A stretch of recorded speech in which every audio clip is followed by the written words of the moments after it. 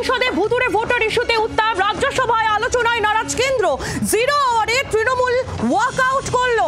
কি হলো আজ সংসদে, আরো আপডেট রাজীবের থেকে নিয়ে নেবো। রাজীব চক্রবর্তী আমাদের প্রতিনিধি রয়েছেন আমাদের সঙ্গে। রাজীব, সংসদে রাজ্যসভায় আজকে তৃণমূল কংগ্রেস তারা এই ভুতুড়ে ভোটার ইস্যুটি নিয়ে আলোচনা চেয়েছিল এবং সরকার পক্ষ রাজি হয়নি। আর তারপরেই তৃণমূল কংগ্রেসের সমর্থনে দাঁড়ায় বিজেডি সহ অন্যান্য বিরোধী রাজনৈতিক দলগুলি।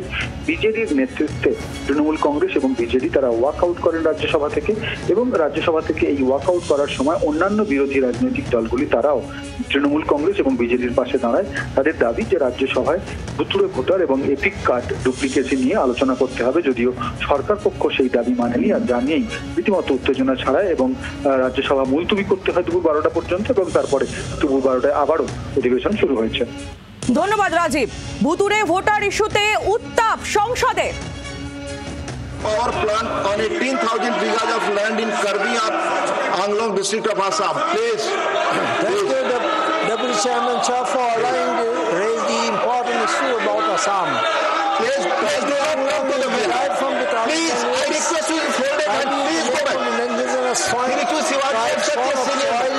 living in and around the region, but now they are being evicted in their own land because large 1,000 under the pretext of development.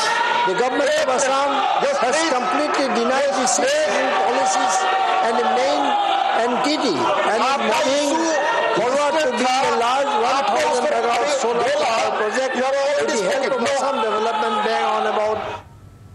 সংসদে ভুতুড়ে ভোটার ইস্যুতে উত্তাপ, সেই ছবি আপনাদের সামনে তুলে ধরছিলাম। সাংসদ সুখেন্দু শেখর রায় তিনি কি বলেছেন এই বিষয়ে শোনাবো আপনাদের।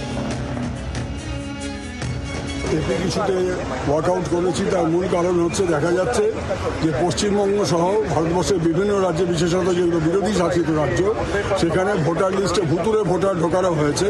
যেমন যে লোকের নাম পশ্চিমবাংলায় থাকার কথা পার্টিকুলার ব্লকে আছে, দেখা যাচ্ছে একই এপিক কার্ডে হরিয়ানার লোকও রয়েছে, গুজরাটের লোকও রয়েছে, উত্তরপ্রদেশের লোক রয়েছে বা অন্য কোনো রাজ্যের লোক রয়েছে।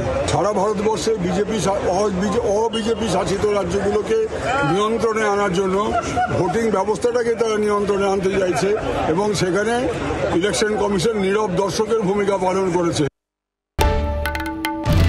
বাংলার আওয়াজ, বাঙালির আবেগ, জি 24 ঘন্টা।